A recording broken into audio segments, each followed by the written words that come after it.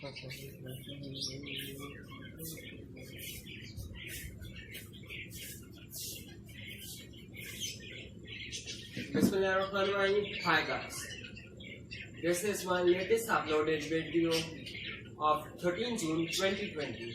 In this video, I will tell you about sound control lag. I will discuss three things about it. How does it work, why is it useful, and what is the main work. This chip, there are two main things.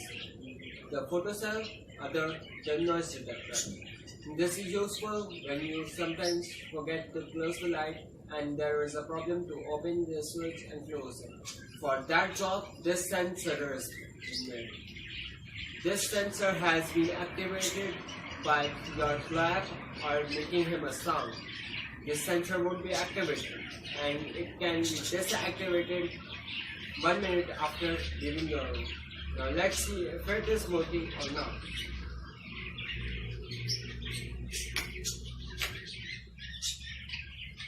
No.